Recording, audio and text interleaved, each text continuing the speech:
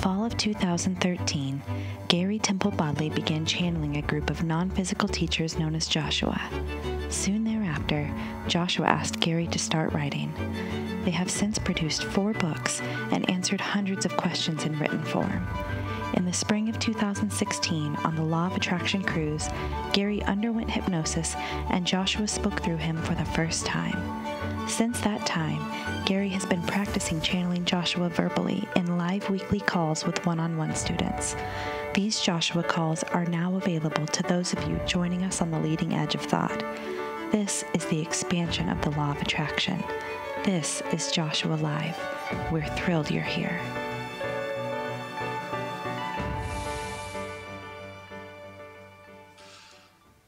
We are thrilled to be here. Thrilled to have you. Are you thrilled to have us? Yes. Yeah. Oh, yes. Always. Steve doesn't seem that thrilled. He's on Central Time. Yeah. Jet So lag. are we. We are on Central Time, Mountain Time, Pacific Time, Eastern Time, Greenwich Mean Time. We're on all the times. Are you all only on one time? Are you locked into present the time, time trying. on? Yeah. In the Are present you locked time. into nighttime or daytime or morning time or afternoon time? Do you do the same things every morning, the same things every afternoon, the same things every evening? More or less. I try not to. Yeah. Well, you can do whatever you want to do, but just pay attention to that. Because why would you do the same thing every night or every morning or every afternoon? What would be the benefit of that? What would be good about doing the same thing in the same order? Well, the only good thing about that would be having your nice, safe, comfortable zone. And we think maybe, since you know more about how this reality works, you might want to step out of that zone and try a few new things. Why not? Why not? Why would you not want to try something new? If someone says something to you, let's go and do this, and you say, oh, I don't think I want to do that. What would the thing be that makes you not want to do it? Irrational fear. Irrational fear. Irrational fear of what? Discomfort. Negative Or emotion. Yeah. negative emotion. Because the only thing that you're fearing is that you will feel fear in the form of negative emotion. If you don't do anything, if you do the same thing you've always done, you know you're not going to feel fear. So you're going to stay in this safe zone of not feeling fear. But what happens if you do feel fear? Who cares? If you know how to deal with the negative emotion around fear, which all negative emotion is fear, right? So no matter whether it's boredom, that's fear. Hatred, that's fear. Regret, that's fear. Resentment, that's fear. It's all fear. So all you're fearing is fear. And if you can realize that there's nothing to fear because it's all irrational, you know, and the fear we're talking about is the fear of having flip-flops to go look at a horse. What do people think? You know, that's not a real fear. So imagine doing things and saying, the worst thing that could happen was I will have this emotion, and this emotion only comes because I am responding to some thoughts that vibrate within me that I attract that are slightly fearful. And I don't care if it's slightly fearful, I'm going to do it anyway, because the slightly fearful negative emotion doesn't really mean anything. Because I can rise above that negative emotion anytime I want, because I know what it is. I know it's just guidance. I know it's just me looking at the situation from a slightly limited perspective. So all I have to do is raise my perspective, and we're talking about these little fears here, these little tiny fears, not this intense fear of something terrible might happen. We're talking about I might be bored. It might not be fun. I might not have anything smart to say. I might not, feel like spending that kind of money. I might not, have the energy the next day that I want to have. These are all little fears. But what we're saying is if it's brought up into your reality, if you have an offer to do something, it came to you because you were vibrating and you were a match to it, right? It couldn't come to you otherwise. It'd be impossible for it to come to you. So if someone invites you to lunch, or if you have an idea, you read something in the newspaper or online, and you think at first thought, this might be a fun thing to do, why not just do it? And the only reason not to do it is because you have a little fear. Well, the fear is rational, so we say, go ahead and try it. Good. Anything else? That covered a lot of it. Was anyone thinking along these lines? I have been. Okay. We'll start with Kyla. Get into the hot seat, Kyla. Yay! Yeah, I'm so excited. I am so excited. So Please be closer to your microphone. Is this better? That was an Abraham thing. So I feel like I've been doing that. I've been open to opportunities that present themselves, and I've been recognizing irrational fear in a couple different, like, what feel like big things in my life at the moment. Like that person that I saw that I hadn't seen in a long time, that I felt fear and just left the bar. I still am not sure I fully understand your answer on this, but I just showed up at his house because I didn't want to sit around wondering when I was going to see him next around town. I didn't want to be afraid. And so when I originally had the idea to go over there, I think that I was hoping that I would see him and he would show me that he wasn't scary. But before I went over there, I realized I don't have to see him to not be afraid. Exactly. And I got goosebumps, and so then I was like, well, maybe I don't need to go over there, but I still felt inspired to go over there. And so I did, and it was really interesting, but it was good. I'm glad I did it. I felt powerful. I felt like I overcame my fear. Excellent. So what we say is that whatever happened in the past, you can clear it up now. Whatever happened in the past happened for you to bring you, to have you birth a desire and bring you, alter some limiting beliefs and sort of launch you in a trajectory towards where you are now, right? So if it happened in the past and you're saying from this high vibrational point of view that you're now sitting upon, that you look back at this thing and you feel like it hasn't been cleared up. So you see him at the bar. Well, you vibrationally attracted him into the bar. And you happen to be there at the same time, at the same place, on the same night, in the same bar, in the same town that he's in. What are the odds? 100%. So you saw him. Okay. And you could have left as you did, or confronted him, or whatever. Now, if you felt negative emotion, probably better to leave, because what you'd be inspired to do or say would not be in alignment with what you really want. So you left the bar, fine. Now you can process this manifestation event. What did it mean? What were the fears it brought up? How can I resolve these fears? How can I prove that they're false? And everything from that point on, that's all you need to do. Okay, so now you're inspired to go see him. Why are you inspired to go see him? Because you're afraid that maybe you'll bump into him another time and you don't want to have that fear again. So is that high emotional point of view or a lower emotional point of view? Are you above the line or below the line? So you're probably below the line on that point. And we say that what you needed was all contained in that one manifestation event. And if you needed more, it would happen on its own without you having to fill in your grid. Right. As Abraham would say. But anyway, you filled in your grid. Now, what happened filling in the grid was that you opened the door into this past thing that is no longer part of you. Okay, no big deal. You can close the door now, but if you're unaware of what's happening here, and many people are, you open that connection again, and that connection needs to play out. And that's all we're saying. So you could have done it in your head. Going over there, you felt good, you resolved it, but just know that that door's open now until you close it. And so that there is a potential for him to re-enter your life, you to re-enter his life in some sort of way that isn't, from our point of view, from our perspective, necessary anymore. So you can close the door on that part of your life and move forward, because who you were when you knew him was a completely different person than who you are now, and who you will be in 6 months and a year and 5 years and 10 years has no relationship to anything that happened back then. That is over with. It was part of your past. It's sort of like running a hurdle race, right?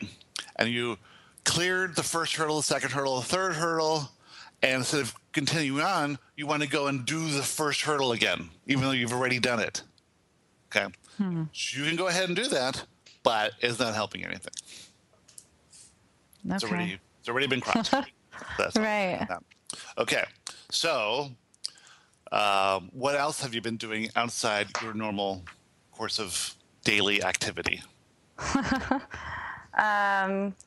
I called my gentleman friend and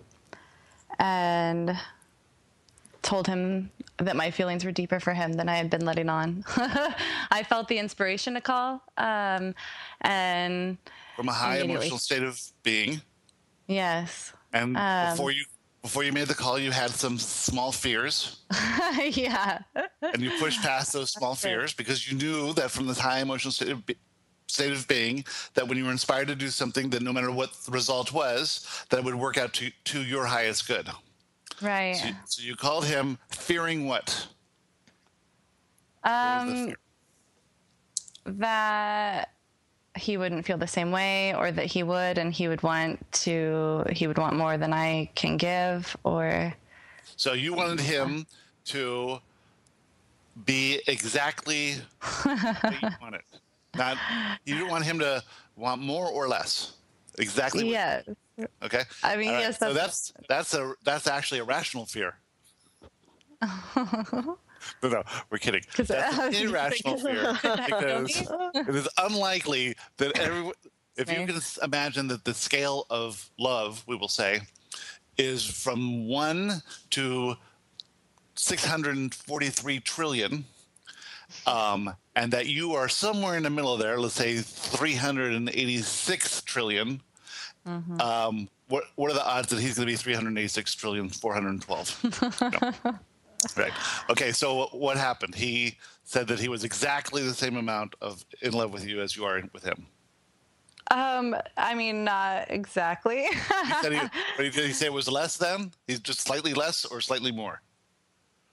He said he had similar feelings. So, okay, good. And did you push on and say, are you slightly more into me than I am to you, or slightly less into me than I am to you? No, it was really interesting.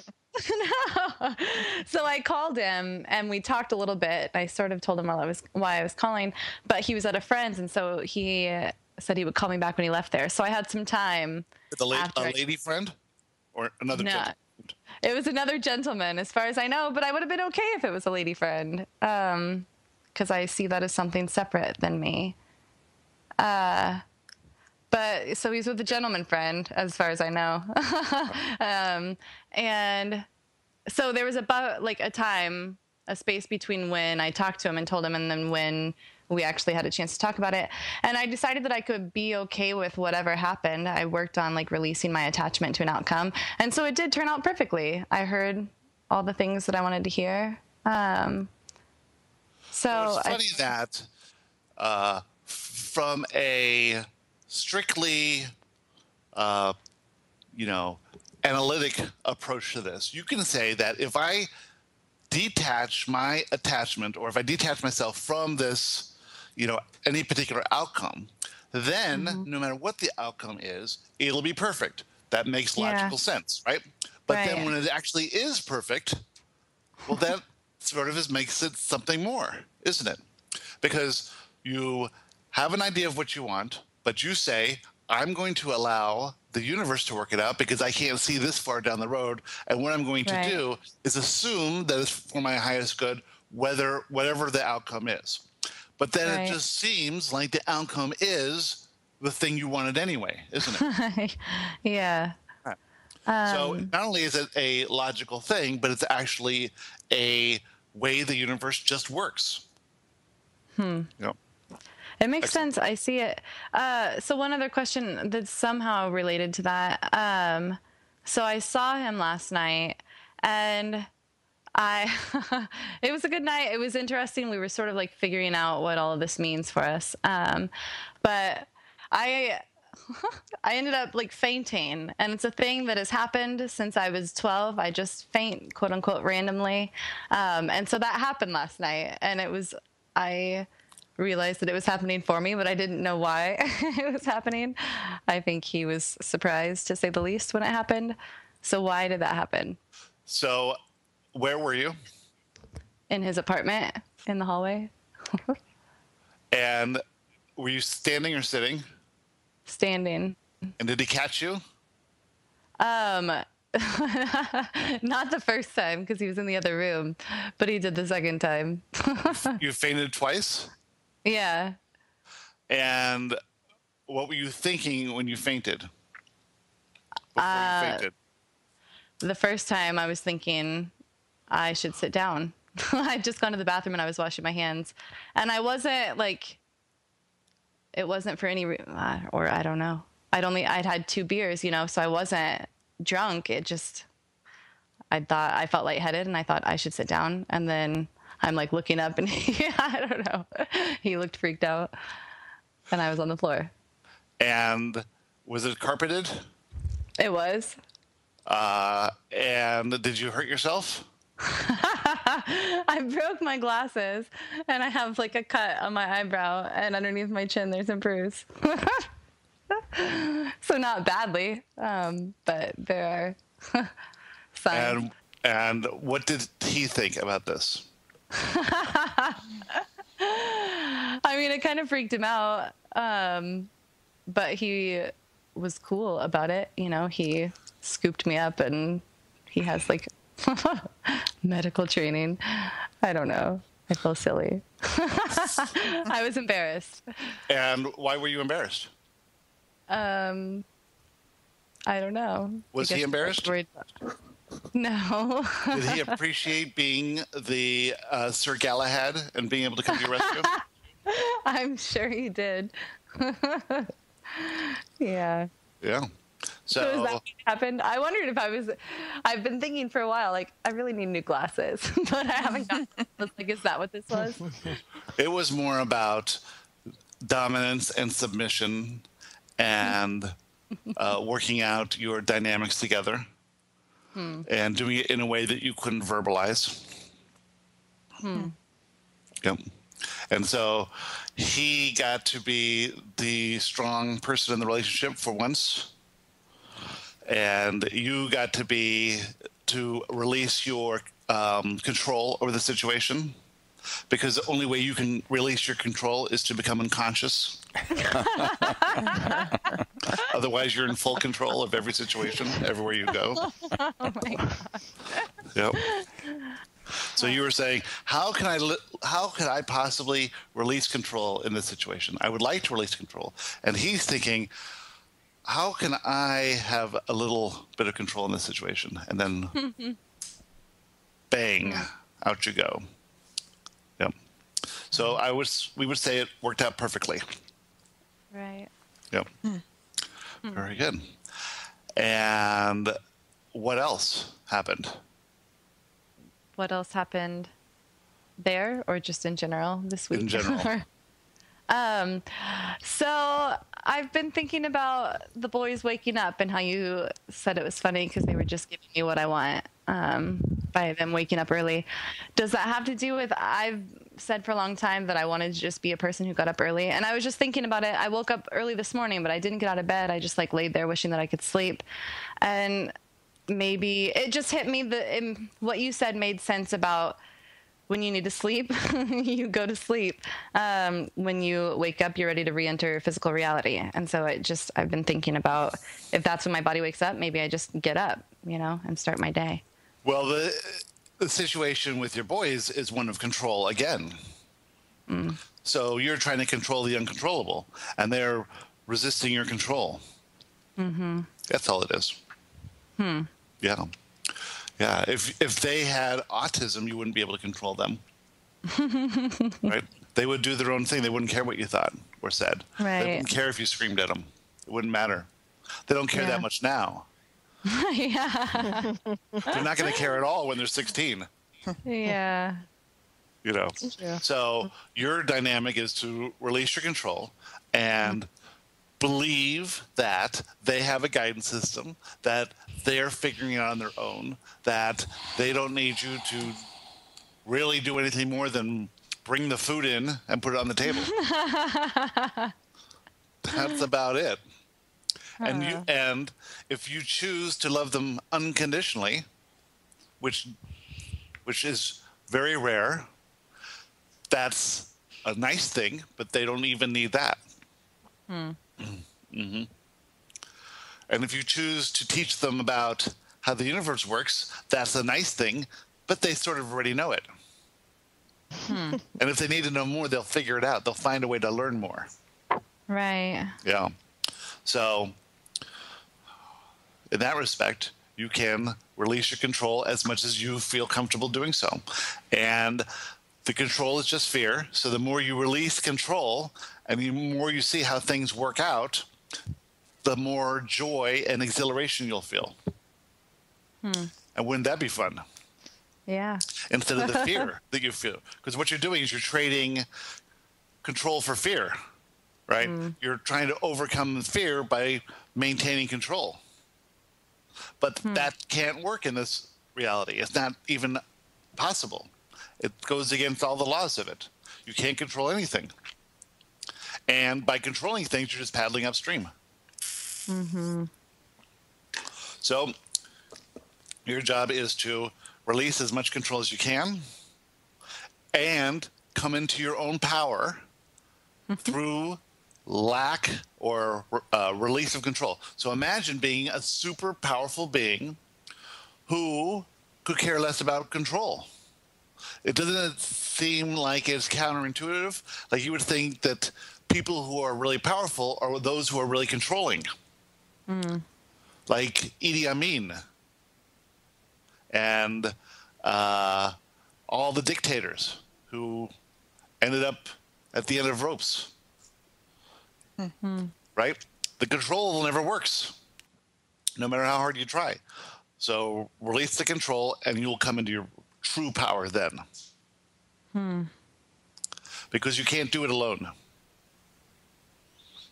You have to engage universal forces, which engages other people, places, things, timing, all that stuff to come and help you. Right. Yeah. I see. Yeah. Excellent. Okay. Who else would like to talk? Can I just ask a question on that? On Yes. the releasing of control. How would one release control? What could be an example? Is it just to become aware of it and sort of back off and say, okay, I let go? If you are in control of something, then you are organizing the conditions that exist in your life so that certain events happen at the right time in the right place. What you are doing is doing the universe's job for it. Now, the universe is a little bigger than you are, has a little higher perspective, has been doing it a little bit longer, knows exactly what needs to do it, and you just think you need to know what to do, right? So imagine that you were paralyzed and in bed. You would have no control over anything. So you would have to allow everybody and everything else to take care of you. Gary's mother was a very controlling person until she had a stroke, which left half her body paralyzed. And now she's in a bed with caretakers, and she's having the time of her life because everyone is taking care of her. And she doesn't have to worry about anything anymore. She still does worry, of course, but all she can do is let people take care of her. There's nothing else she can do. And that's what happens. So somehow, all the money comes together, all the people come together to pay her bills, to take care of her, to be with her, to take her shopping, to go here and there, to feed her, to buy her clothes for several years now. It's all happened without her going out to work or making a living or making sure the bills were paid or making sure everything was done properly, exactly the right way every time. Now it all worked out for her. She can't actually do anything on her own other than type with one hand on a smartphone, but she is allowing everyone to help her, even though she never allowed anyone to help her before in her whole life. She was always an independent woman who controlled every aspect of everything. And if Kyla thinks she's tough with her kids, you should have seen Gary's mom with him and his brother. She would go to see movies before just to make sure that they were okay, and then take them to see the same movie again. That's control right there. So realize that you don't have to do any of it yourself. That it's an illusion that you think you have to get things done or make things happen. That you can simply think of the things you want, the way you want life to be, and allow it to unfold without doing anything unless you're inspired to do something. But this doing things to maintain control of a situation always comes out of fear, and is always coming from a low emotional point of view, and is never really doing anything or helping anything, right? And that's what we say. So a specific example would be Kyla putting her kids to bed at 8. Well, now tonight she's going to put them to bed when they feel tired, but maybe say 9:30 is the top limit of that.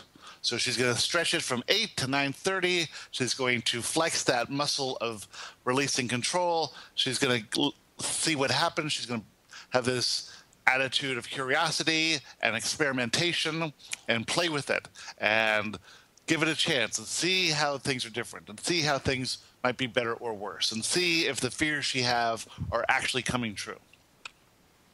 The same, and that's how you would do anything. You would just simply have an attitude of experimentation and curiosity and play with it a little bit. No, I don't have to pay the bill on the 1st. I'm going to wait until the 3rd. Or I have this assignment I have to do now. I'm not really inspired to do it. Let's see what happens if I just do not do it at all. Right? Can either of you people imagine, especially Kate and Kyla, being given an assignment that had to be due on a certain day that people told you was very important, that you were not inspired to do, and you said, I'm not going to even do it? Could you imagine that? That would drive you crazy. Yeah. Yes. Yeah, Right? Yeah. So next time you have an assignment to do that's due on a certain day, don't do it at all. When they said, what happened to the assignment? I said, I didn't do it. But nobody's going to ever ask that. Did you ever have a homework assignment that you just couldn't get done and it was no big deal? Because none of them were ever a big deal. It was all bullshit. All of it was bullshit. So the person who gives the assignment that's pure bullshit out of fear, and the person who believes the assignment needs to be done, that's all coming out of fear and all bullshit, and none of it has to do it. You never have a chance to let things work out, do you? You worry and worry and worry and take action and make things happen, but you never give the universe a chance to just let it work out for you. So if you just take one thing that you do not want to do and do not do it, even though you think you should do it, and just say, I'm going to just see what happens when I do this thing. Yep. And then see what happens. And then at some point, you might get inspired to do it. Right? And that's the interesting thing. You might find yourself in a good mood, and you know what? I'm just going to just take a look at this thing and see. And then all of a sudden, you get that thing done in 5 minutes. The thing that you were worried about for so long, it takes no amount of time to do it all. Gary does nothing until he's inspired to do it. And when he's inspired, he can do everything so quickly. It's just amazing to everybody. But when you're not inspired to do it, it's just torture. Just pain. Okay, what's next? Well, I was going to wait, but Oh, let's not wait. Let's get Go, into it. You Steve. go, Steve. You go. Well, I'm coming off of another fantastic, wonderful trip that just went perfect in every which way, right? And it seems like every time I come back home, oh my God, I crash.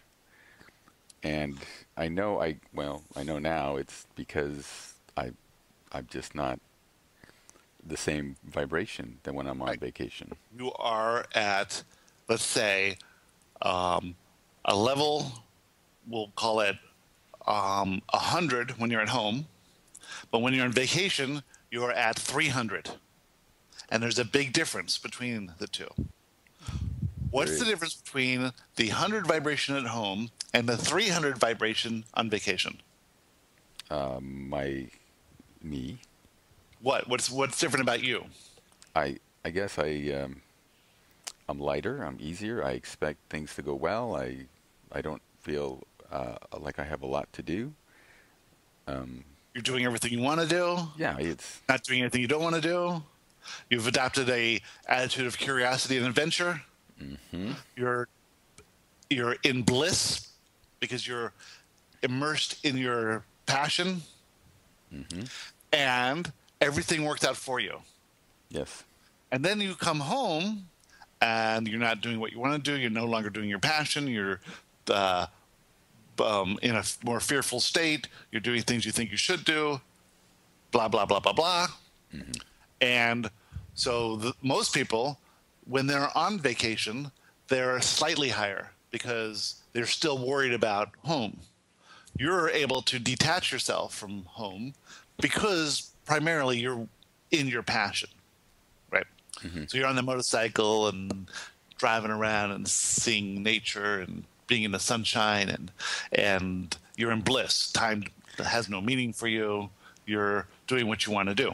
Yep. And did you come home and now? So that makes sense. So you come home in a different vibration, and now you come up against your fears, and this feels like you're crashing, but it's just one manifestation event after another, rolled up in negative emotion, which you're not releasing because it's such a difference between where you were. So you notice it more. So did some manifestation event happen yet? Yeah. What happened? Well, on the way back, got in a big argument with my wife. And then this morning, the dev site, our development site for one of our things, went down. And then a coworker sent me a nasty email that he's upset that I'm not sending emails. Skype didn't work when I first brought it up. I had to reboot. That's never happened before. And the big one is while I was gone, my cat's had cancer for a couple of years, but it got apparently really bad. So I have been tasked with taking him down to the vet today. Okay. So let's take, what's the worst thing out of all that, we will say? What's the most powerful manifestation event that brings up the most fear? Carbon, my cat. Okay. So what is the higher perspective? I know. Carbon reminds me of a cat when I was a teenager that my dog had a kitten that my dog had attacked. And I had to put down in the backyard with a gun by myself. And I just feel like she's doing it to me again. You know, it's like, I know that's not the higher perspective. She's trying to teach you the story of physical reality, right? That you come from non-physical to physical to interact with people, to expand, and then go back to physical. The story that you're not getting. Well, I had a glimpse yesterday that it was like, this is just her thing. She comes, she has a good time, she enjoys herself, and then she departs early. And that's She would depart earlier had she not been attached to you. Right? So the cancer was her way of slowly moving her way out without shocking you and making it much easier on you. Right? Because if she got hit by a car, which would be the easy way out, it might have been worse. You know, This way you can hold her and pet her and be with her on the drive over, and in the last moments be with her.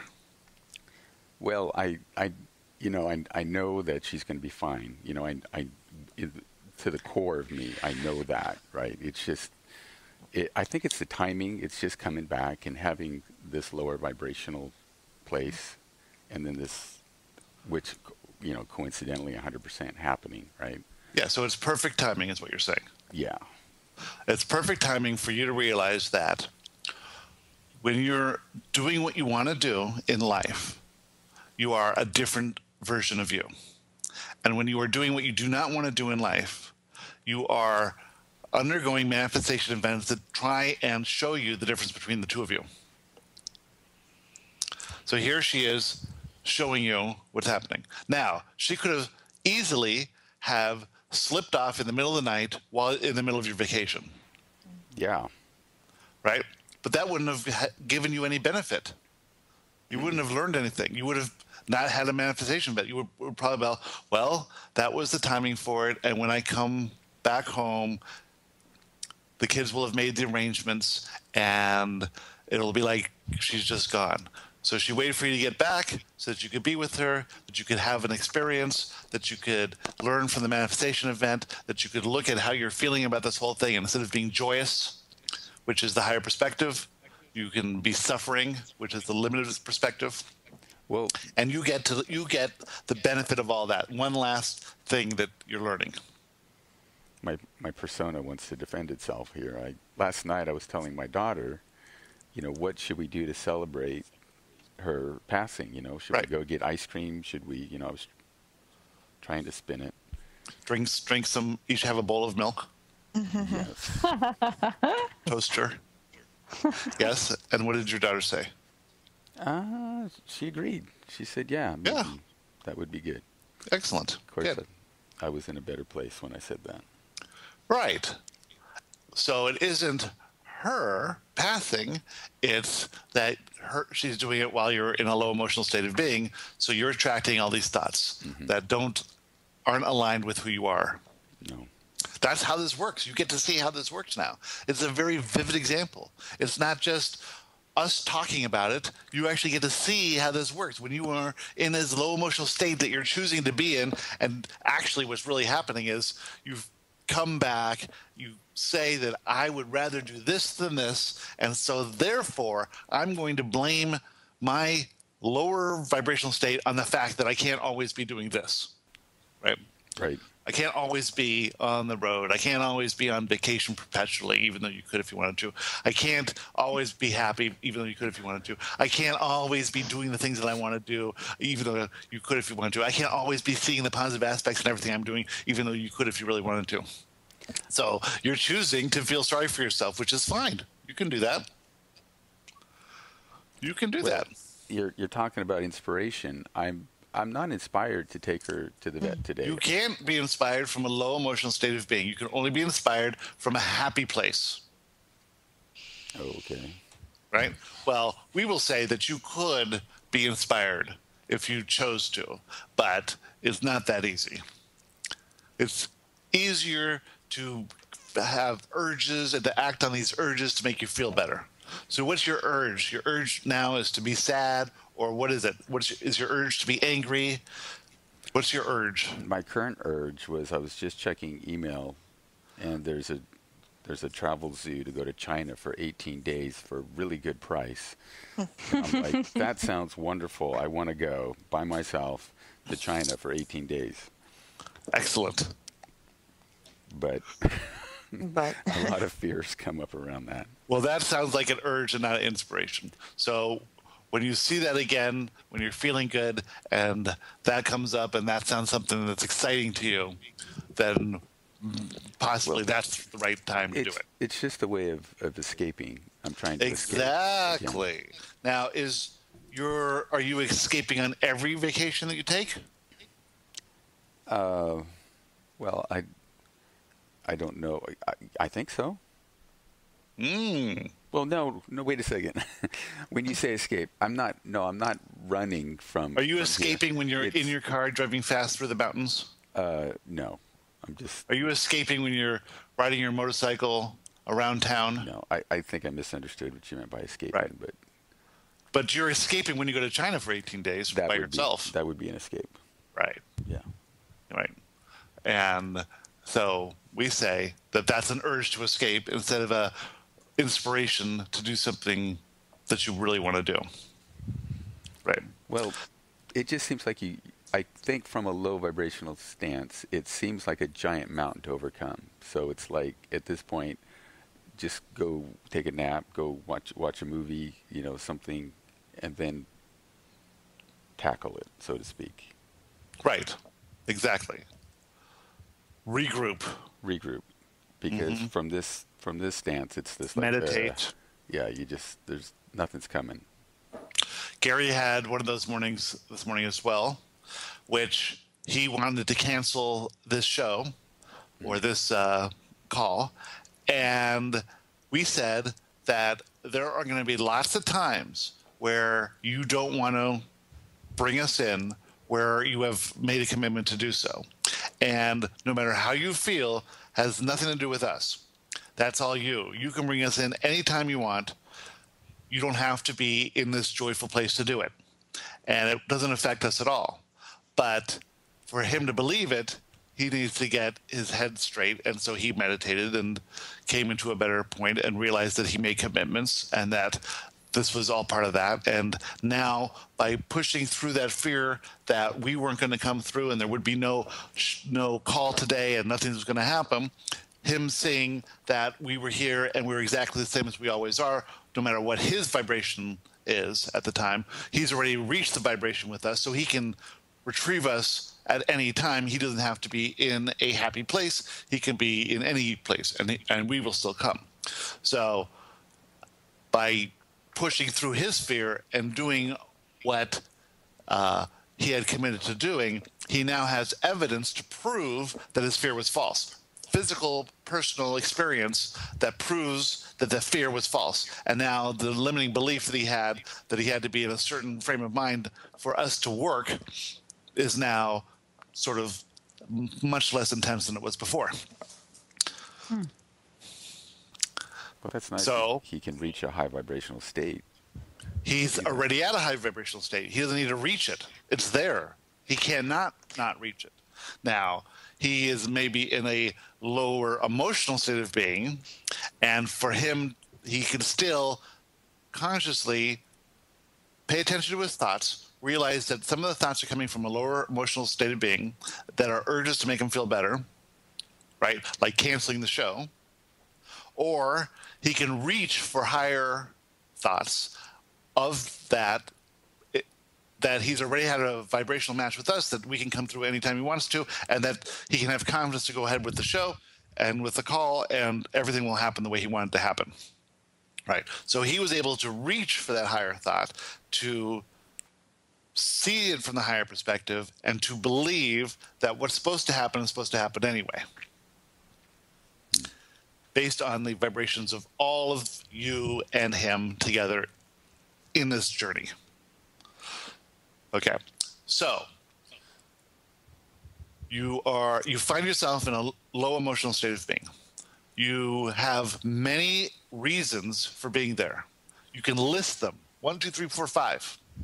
You can rank them: cat, business, emails, and Skype. And you can say that these are the reasons why I don't feel good, instead of saying, I don't feel good, and I'm using these reasons as my excuse for not feeling good. Do you see the difference in that?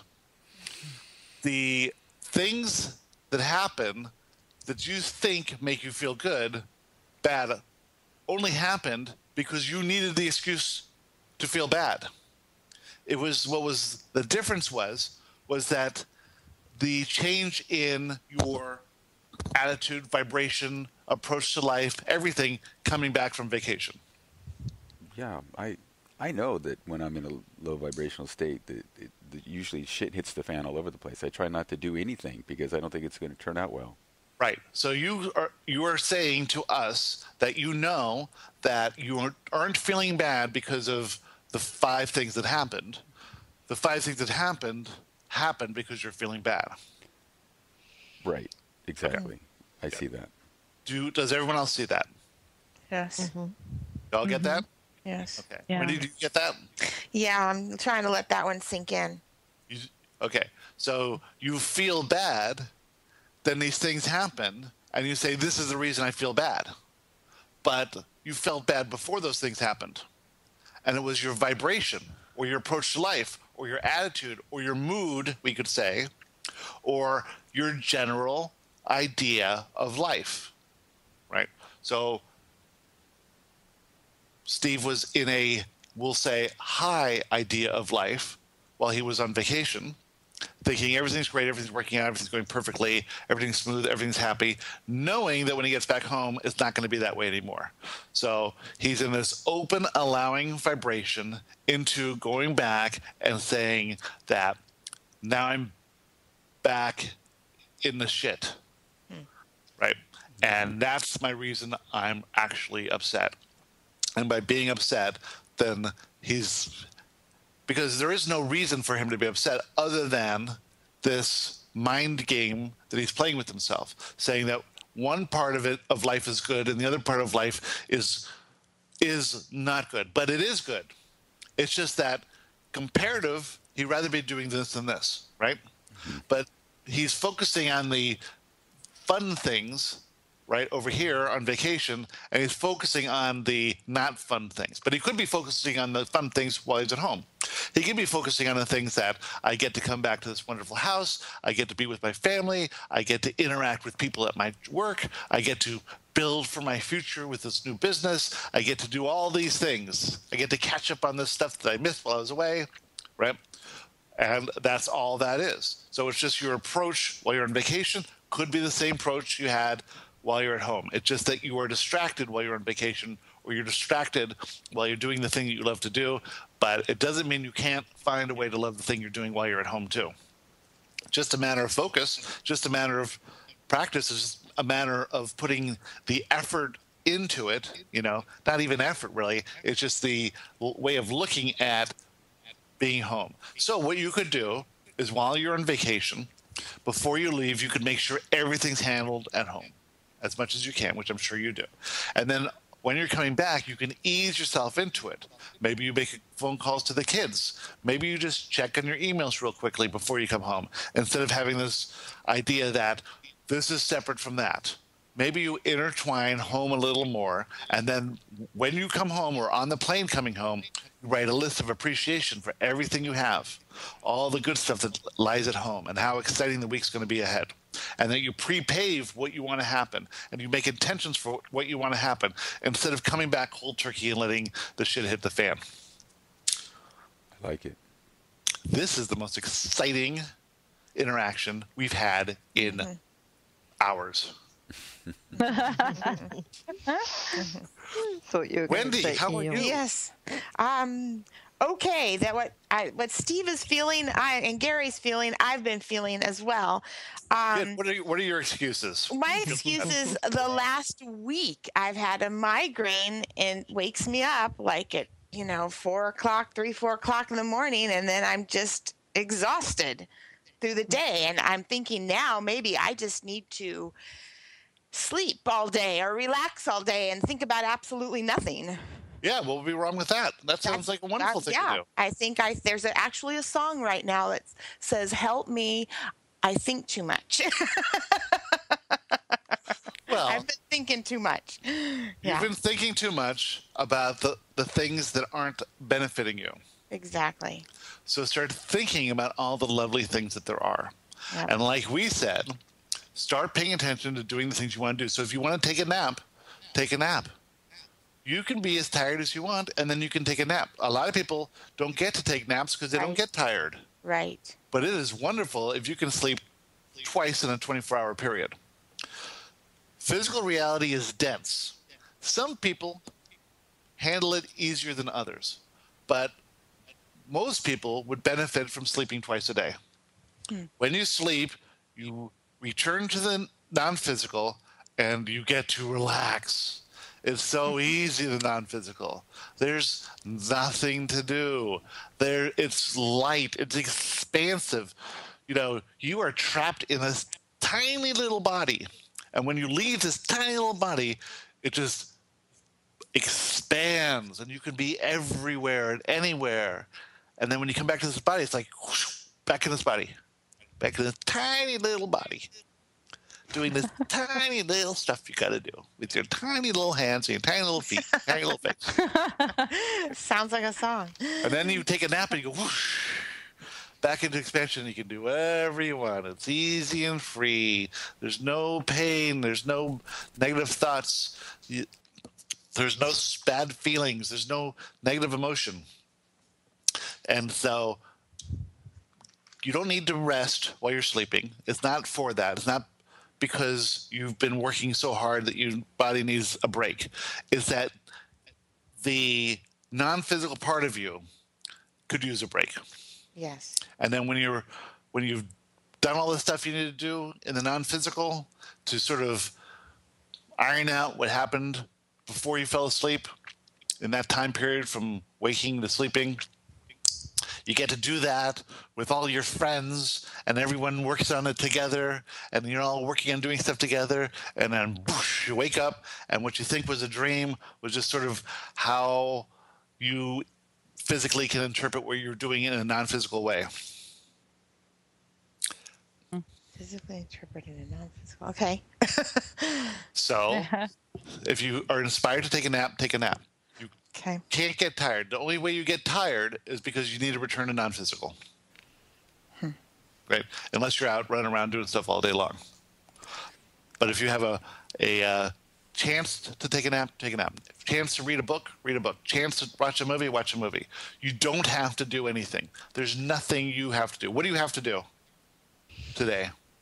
Yeah, nothing. I mean, there's nothing I have to do, like life or death. I have to do. So many people would love to be where you are now, especially going through the one-on-one program, because you get to stop everything, stop all this doing of things that don't need to be done, and get to focus on the only thing that matters. The only thing that matters for all of you is how you feel. Do whatever you need to do to feel good. And from that starting point, where you start to feel better and better and better and better, you will cross that line. And once you cross that line, you will start entertaining higher level thoughts. And then the negative thoughts, the limiting thoughts, the bullshit thoughts will start to disappear, and the exciting thoughts, the energetic thoughts, the ones that are like inspiration to do something or say something or call somebody or read something or watch something or write something, those thoughts will come to you. It's a different life. Living below that line is a different life. The only way to get above that line is to focus first on feeling good. Every time you focus on what can I do now to feel good? What can I do now to feel good? I don't feel good now. What can I do now to feel good? And we're not talking about mainlining heroin. We're talking about reaching for thoughts or ideas that make you feel a little bit better. Right? We're not talking about reaching for cheesecake, which is exactly the same thing as mainlining heroin. We're not talking about a lot of things. We're talking about just in your mind, using your imagination, focusing on what would feel a little bit better. What could I do now to feel a little bit better? And taking it easy. And reducing stress. Reduce all the stress. All the stress is self-imposed. Yes, it is. Right? It's Yes. all you think you should be doing something. Take the word should out of your vocabulary.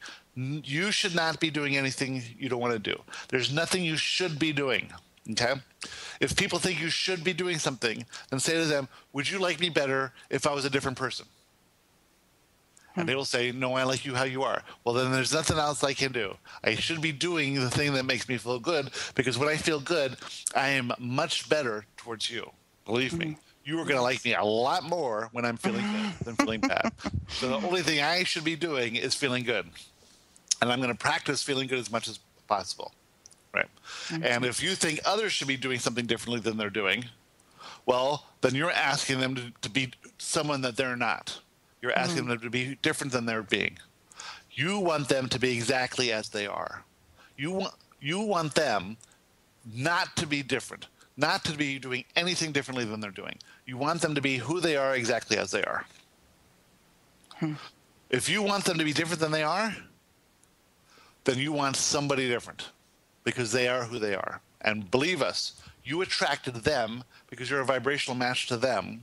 And by understanding that they're perfect the way they are and not wanting them to do anything different or change any aspect of themselves at all, right? The same is true for you. You are who you are right now. You should not be any different. You are absolutely perfect the way you are now. Now, just like we said, when you release the attachment to the outcome, you allow everything to be perfect as is because you're not attached to the outcome. And counterintuitively, the outcome happens to be exactly what you think it should be. It just works that way. That's how the universe works.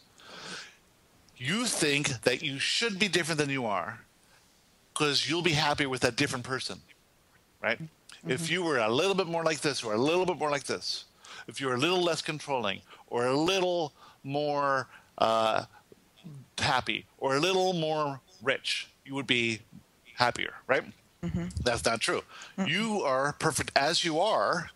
What you're trying to do, what you're intending to do, is to accept everything as it is. And from that counterintuitive approach, everything will come the way you want it to come. The only way it's not coming is because you're resisting it by wanting to control the outcome. It's counterintuitive, we know. It doesn't seem to make sense, but that's just how the universe works. When you focus on something you do not like, what happens? More. Right. More of that. Why? Now, that's counterintuitive, isn't it? Yes. When you say, I don't want this in my life anymore, why should you get more of it?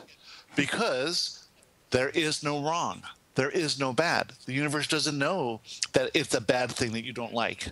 The universe just assumes that if you're focusing on it, it must be something you like. Or it must be something you want more of. Because the universe doesn't know right or wrong, good or bad, like or dislike. It just knows whatever you're focused on. So if you're focused on the problem has to stay there and has to grow. The problem with that is that you feel negative emotion. The negative emotion is your guidance system telling you, listen, you're focusing in a way that's not helping you at all. Focus on a different thing or take a different look at this subject and find a way to see it as right, okay? And then just release it. Because if you don't get that guidance system right the first time, if you don't pay attention to your emotions the first time, well, you have to get a stronger signal. Yeah. Something has to happen. And what's going to happen?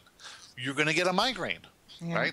Because the universe thinks, well, listen, obviously the emotion wasn't strong enough to change her way of looking at this. We got to figure out another way to do it. How about a car crash? No. How about a divorce? No. How about a migraine? Yeah, that's migraine's good. That's not too bad. Give her a migraine. She'll realize that that's obviously part of the whole system, and it's recognizable as this unwanted thing. So I'm focusing on unwanted, and I got an unwanted thing as a result. She's going to put 2 and 2 together, right? And maybe not. Maybe she will inspire her to follow Abraham, to talk to Joshua, to talk to Steve, to get this idea. And now she gets more than just getting rid of the migraine. She gets to have everything she wants come to her. Everything. Yay. Yeah. Right. So the migraine's not a bad thing. It's just that you're in a process now of focusing on what you don't want without realizing that everything you want is coming to you as long as you just look towards what is wanted and away from what is not wanted.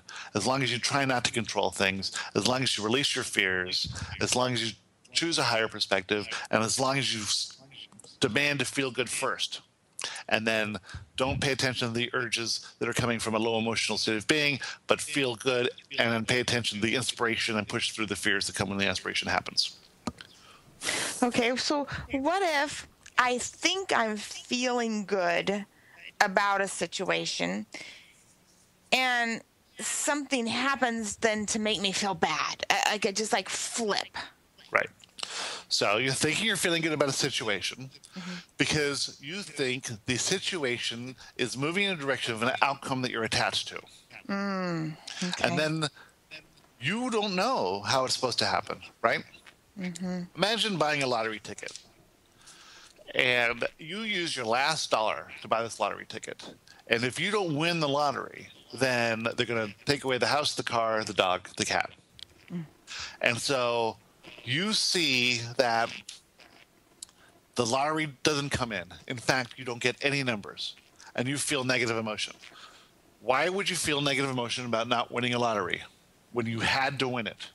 Because you think that you have to win the lottery in order for all these things to happen, right? You think it's a bad thing to lose the house, the car, and a cat. What's really bad is that you are attached to this outcome. And that's why you're having negative emotion. Now, we will say that it is very difficult for the average person to see how losing the house, the car, and the cat can be a good thing. But Gary lost everything in it, and without that happening, he would never have been led to where he is now. Right?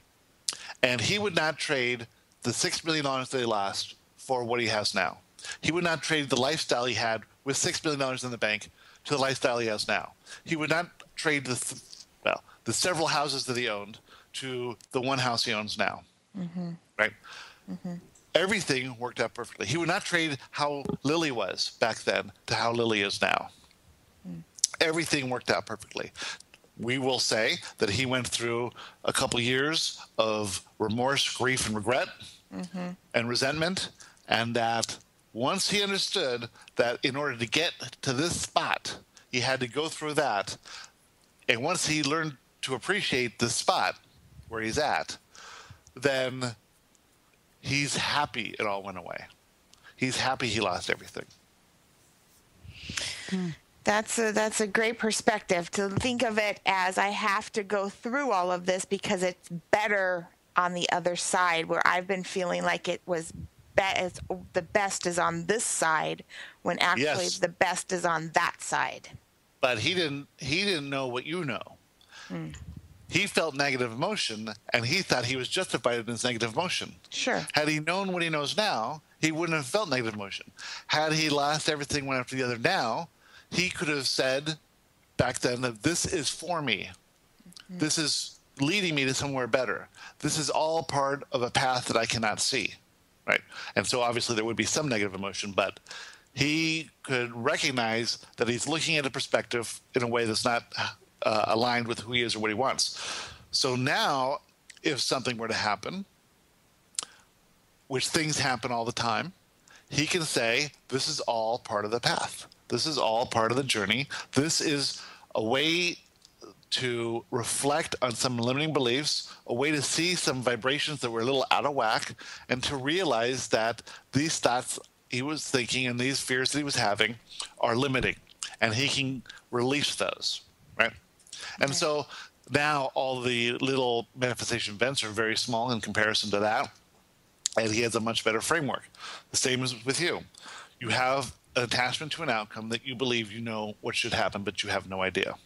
And you just assume that things should go in a certain way, but you have no idea. So instead of getting upset, think about it a little bit and realize that, why do I think that this should happen in this way? Why do I think that it's wrong for this to happen this way? Especially since I don't know what's going to happen 5 years down the road. I don't know how this is leading me, right? So instead of having this resistance where I think it's wrong, I have to know that nothing is wrong, that there is no wrong in the universe, that everything's right and that everything's happening for me and not to me. If you can do that, well then your negative emotion will be diminished substantially. The intensity of your limiting beliefs will be diminished immensely, and your migraines will happen less often. Because the migraines are just a side effect of this approach to life that you have, where you see some things as good, some things wrong, and when something seems like it's not going your way, you get upset. Right? And you're just starting now to learn this. And you've been going a long time with the old approach to life, thinking that you know what's best for everybody, and that you need to totally control everything. Yes. And you are focused on others instead of yourself your whole life. So now it's time to focus on you, even though it feels foreign. Yes. Does it feel foreign to focus on you? Yes, very much so. And I've been working on all of this with things that aren't of huge value. Like, for instance, my one son wants to buy a car, and my initial response would be, oh, well, you need to do this, you need to do that, check this out, buy this, do that, blah, blah, blah. And I've just been sitting back and saying, so what are you going to do? Well, what are you gonna do next? And just trying to listen to it. But then when something really hits home, my middle son is being deployed in a few weeks. Yep. And I just want every moment of his time. And it's silly because I don't know what the heck we would do, but I just feel like I want my baby. And where is he right now? He's down in Camp Pendleton training. Okay. And when can you see him? Well, that's just it. He's going to get a couple weeks off, and 1 week I know he's dedicated, and his wife is taking that week off, and I'm totally cool with that. And so I thought I had this other week that, maybe we could do something. And then his mother-in-law, who's a good friend of mine, is coming to town, and it's like, well, shit. There goes my time. And I immediately go down that road, instead of thinking, well, what can the three of us do? Exactly. It's so fun that she's coming, right? Yeah. Yeah. Why is she coming? I can't wait to see what we're all three going to do. Yep. And she's like, I'd be open to anything. Anything she wants to do is a great idea. Right. Okay. Yeah. And I don't need to control what's going to happen. I will just go with the flow of whatever is going to happen, because I don't know what I actually even want out of this.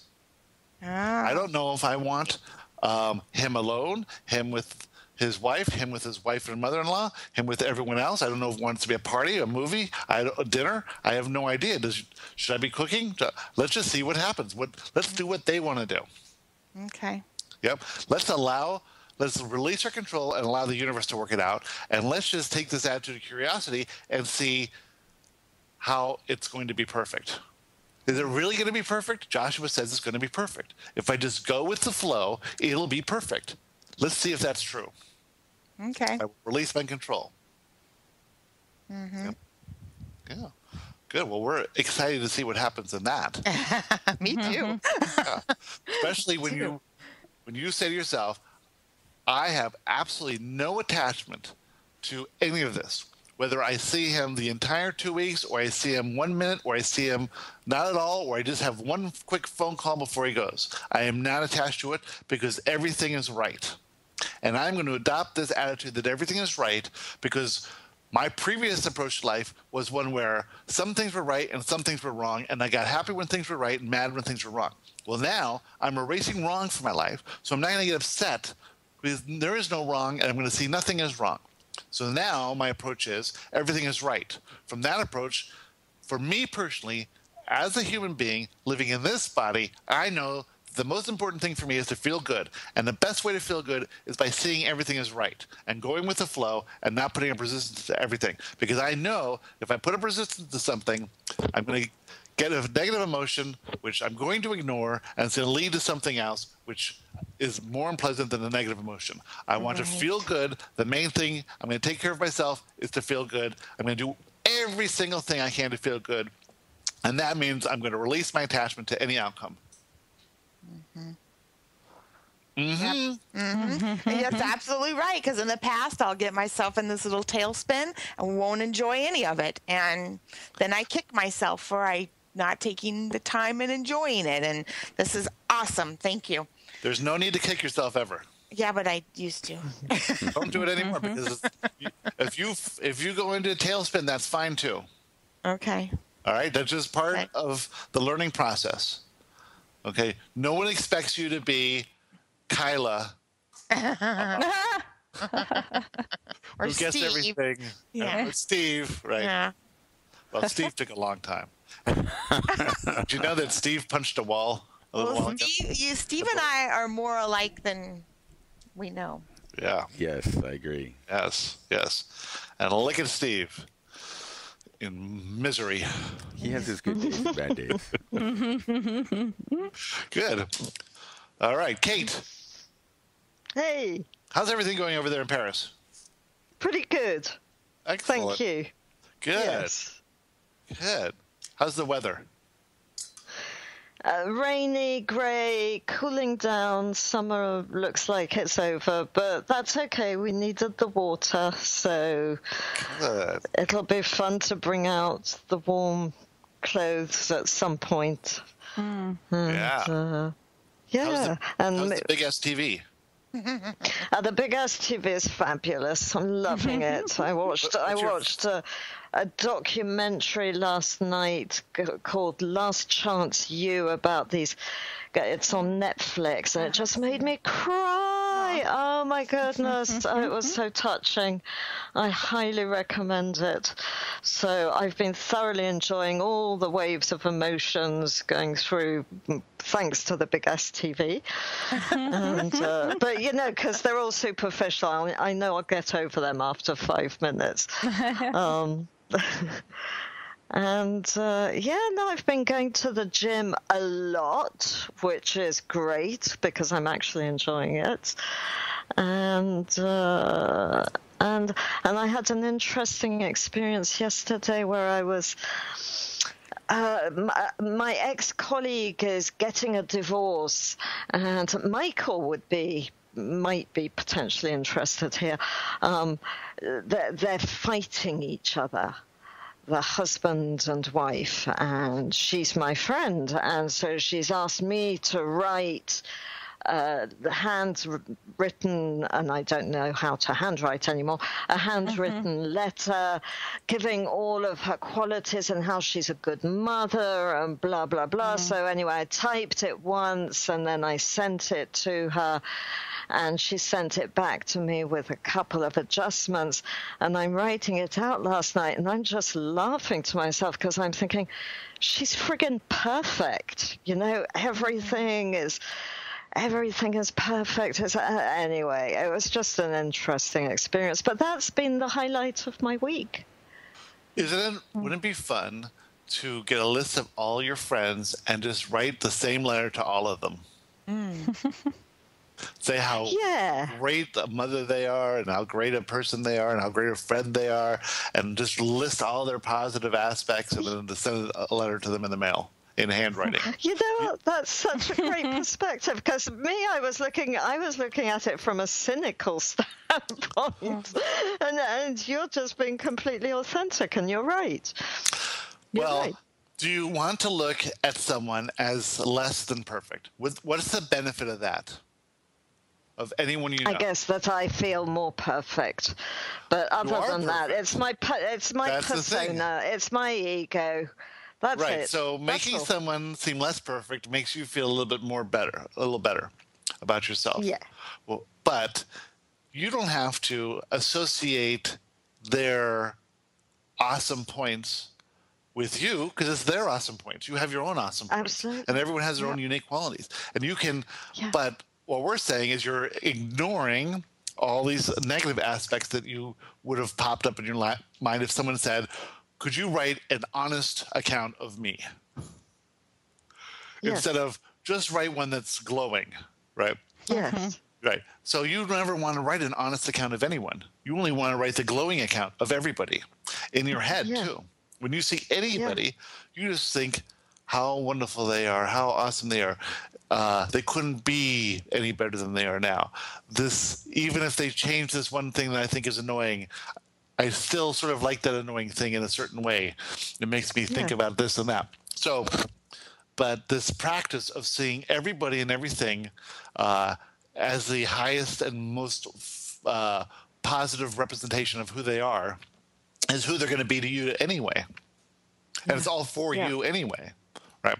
So exactly right. Your persona might feel a little ingratiated if you point out their negative things. That's why people like to gossip, because by talking about other people's problems, it makes you feel better because you lack those same problems, even though you have your own problems, and everyone has their problems, and it doesn't matter anyway.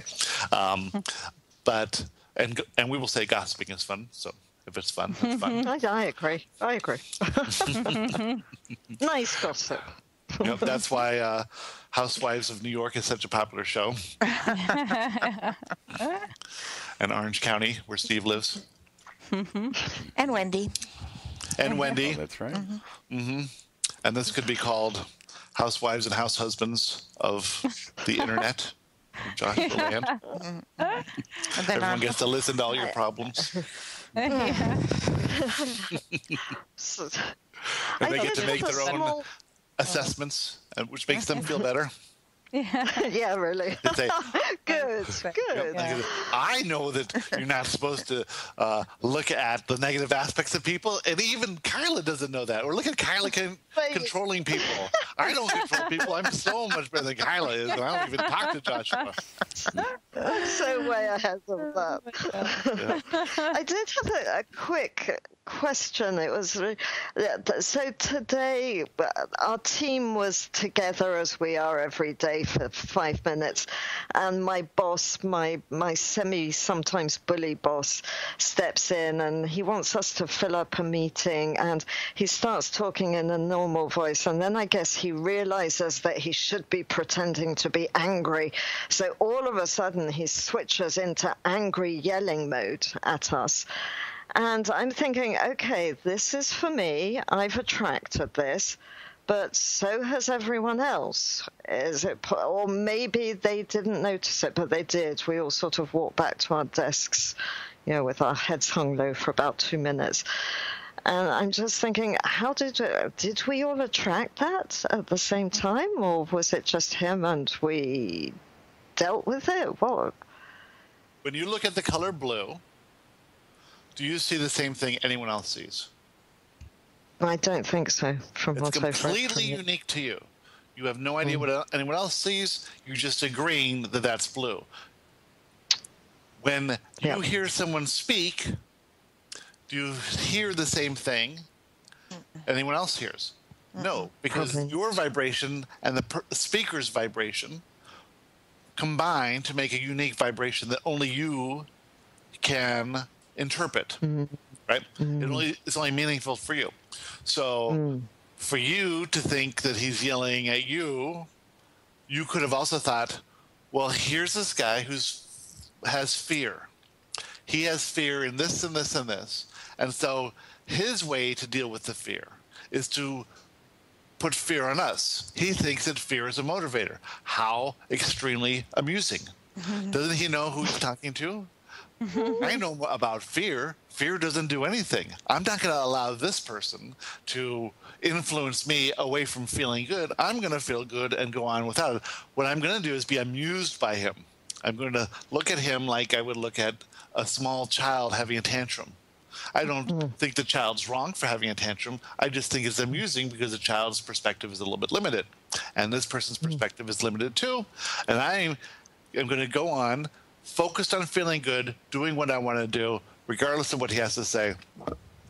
Is there anything valid in what he has to say? I'll take the valid points and I'll leave out the rest. His tone doesn't matter to me. I'm not offended by his tone. I'm neutral to his tone. He should do whatever he wants to do. He should speak in any manner he wants to speak. It does not affect me. It may affect other people, but that's for them, right? And how they interpret it is specifically for them. And their approach is that he's wrong or that I'm wrong, right? But somebody's wrong. And you could have the approach where, well, he's right. I can see how he's motivated from fear, and he has this urge to change the conditions and to change the people. You can change the conditions by turning a light switch, and that's perfectly appropriate. But you're never going to change the conditions by making somebody do something that they're not inclined to do. When we talked about Michael in his role, he's attached to the condition of winning the lawsuit or having a win-win for the client or doing whatever outcome is best for him. And he is not aware that there is a lot of momentum going in by all the people involved in the lawsuit, the judge, the appointee, and obviously the heirs to the estate. It's their event, right? It's their event. And he's just a part of it. He's just inputting into it. He can gain everything he needs out of that event, but he does not need for them to gain something that isn't appropriate for them, right? So if the heir wants to feel like they've been taken advantage of by the system, well, that's their issue, and he has no right to say that that issue is wrong. They are allowed to feel like victims if they want to. He has to only concentrate on his part in this whole thing, what he wants to get out of it. What does he want to get out of it? He wants to do the best he can do. He wants to get paid. He wants to give the best advice he can give, but that's all he can do. By wanting the outcome to be for somebody else, something that they're not getting, and then defending him when they attack him, or even being a part of it at all, he could have,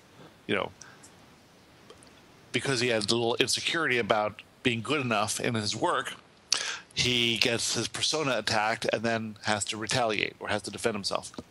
Same as you. Your boss has this momentum going. The whole company has momentum going. All the other people who work there have momentum going. You play your part in all of this, but you need to focus on what you want to get out of this, not trying to please your boss, right? Because if you can't choose a outcome that's appropriate for him, you can only choose your outcome, right?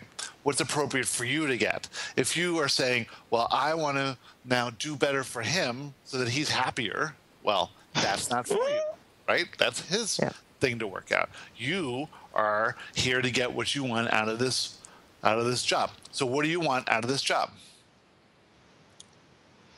Out of your work? What do I want? I guess fun and fun. Well, if you wanted fun, you'd work at a you'd work at a daycare, or you'd work at a puppy mill, or something fun. Daycare, right? But you would do something fun. You work at an amusement park. That's a really good question. I don't know what I want. Yes, please go ahead. What status. do I want? You want you want to be seen as a valuable part of the society. You want to interact with clients. You want to help clients. You want to use what you know about the financial world to boost the incomes of other people. You want to be a conduit for other people to make good investments. You want to be part of this environment, right? Yes. That's all you want. You don't want to make your boss happy. You don't want to make your colleagues happy. You don't want to make everyone else happy. They need to work on whatever they need to work on. You work on you. Okay? Yeah. So you get a lot of good stuff out of this job. I do. Yeah. I know. Yeah. You get a standard of living. You get a nice office to go to. You get people to talk to. You get clients to work with. Interesting subjects. Interesting subjects. You get all this stuff, right? But you don't need to make an outcome that isn't for you. So think about, what are you putting in to this in respect to what outcomes are appropriate for you. Okay. And you can put in anything you want to put into it, but don't put in things you think you should be putting into it because of the demands of someone else. Put in what you want to put into it, right? There is no should. There's a lot of bullshit around what you're doing that does not apply to you. Yeah. In that business. Yep. Thank you.